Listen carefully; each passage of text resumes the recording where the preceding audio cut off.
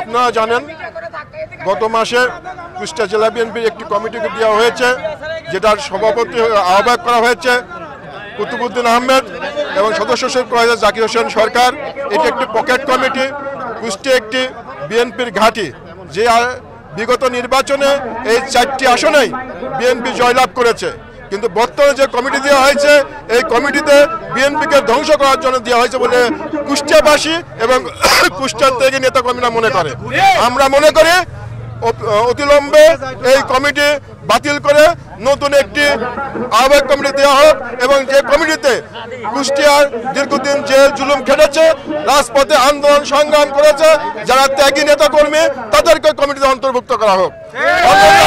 কুষ্টিয়ার আজকে দেখেন সারা কুষ্টিয়ার মানুষ আজকে রাস্তায় নেমেছে, ব্যবসায়ীরা নেমেছে, ত্যাগী নেতাকর্মীরা নেমেছে, পেশাজীবীরা নেমেছে এই কমিটির বিরুদ্ধে।